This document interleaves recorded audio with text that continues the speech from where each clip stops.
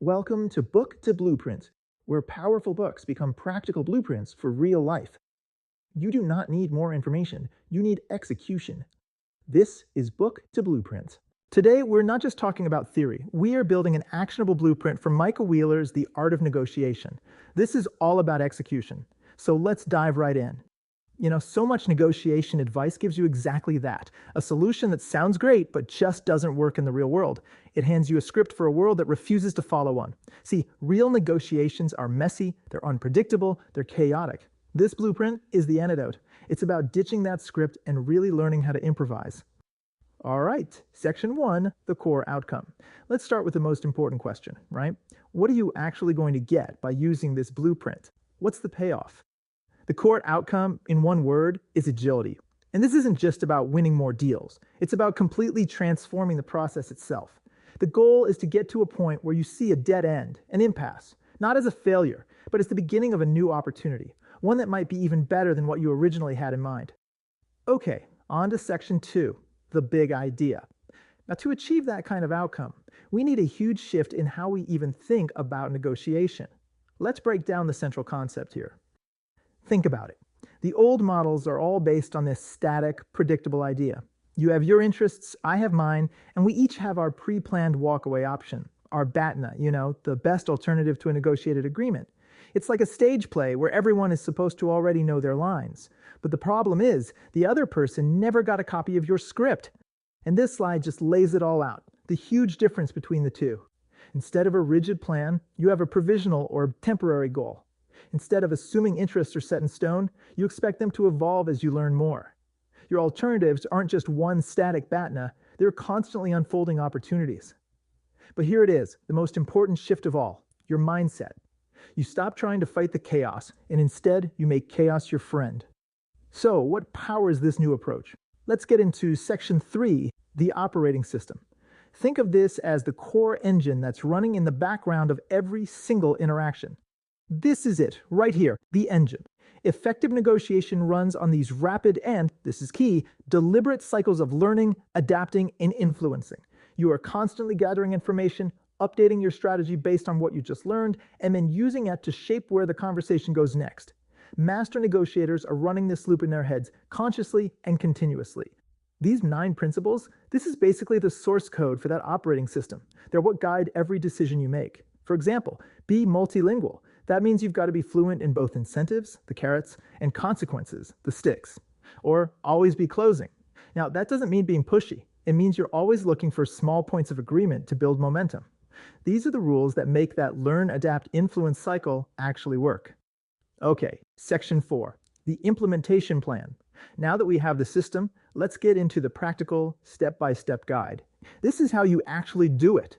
First up, phase 1, preparation. Now, notice, this is not about creating some rigid step-by-step plan.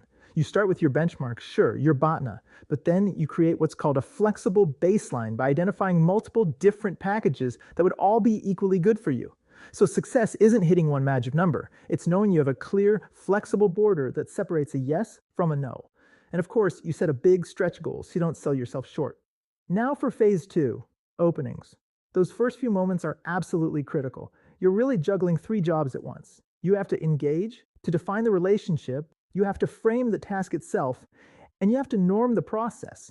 And you know you've succeeded when the environment you've created feels collaborative and encourages creativity. If you can do that, you are off to a fantastic start. Okay, phase 3, the mid-game. This is where that learn, adapt, influence cycle really goes into overdrive. You are constantly testing what you think you know with little probes and proposals. You're on the lookout for tipping points, those decisions that are really hard to undo, and you manage them carefully. And when someone challenges you or tries a power play, you don't escalate, you redirect, always bringing the focus back to solving the problem together. And finally, we have phase 4, closing. A successful close isn't some last-minute trick or a final gambit. It should feel like the natural outcome of a well-managed process. Why? Because you've been building small agreements all along the way. You know your baseline, so you recognize a good deal when you see it and don't get greedy. And because you've been focused on creating value, the final agreement is so much more than a compromise. It's a genuinely creative solution. All right, on to section 5, recurring behaviors. Look, executing this plan once is one thing, But to truly master it, you have to cultivate specific habits that become second nature over time. The absolute foundation of all of this is what Wheeler calls presence of mind. This is that essential mental and emotional state that allows you to improvise effectively, especially when the pressure is on. It's the ability to be fully present, totally engaged, and right here in the moment. And presence of mind really comes down to holding these dualities in balance at the exact same time. This is not about choosing one or the other. You have to become and alert, patient and proactive, practical and creative. Mastering this internal balance, that is the core practice. Of course, even with the best system in the world, there are common traps people fall into. So let's talk about them, because honestly, knowing the pitfalls is half the battle. These are the mental traps that will absolutely destroy your agility. First off, you can't fall in love with your plan, your map, when the terrain itself is changing right under your feet. And you can't judge your performance solely on the final outcome, because luck is always a factor. So instead of asking, how did I do? You need to analyze the whole process by asking, how did we get here? Rushing things or getting stuck on one path will kill your ability to adapt every single time. So let's bring this entire blueprint together for one final call to action. This quote from the diplomat Richard Holbrooke just perfectly captures the essence of this whole blueprint. Negotiation isn't a science with some fixed formula. It really is an art form, kind of like jazz. You have a theme, that's your provisional goal, but the path to get there is improvised, it's interactive, and it is never, ever a straight line. So I want to leave you with this one question to think about. The next time you walk into a negotiation, don't ask yourself how you can control it. Instead, ask yourself this: how will I make chaos, my friend? Because that shift in mindset, that's where the art of negotiation truly begins. If you have a book in mind that should be added to our list, comment below. If this blueprint helped you, subscribe, like, and build with us.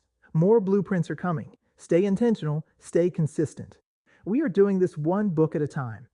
And remember, you are the average of the 5 people you spend the most time with. So share this with them and grow together. Real progress becomes stronger when it is shared. Build your life one blueprint at a time.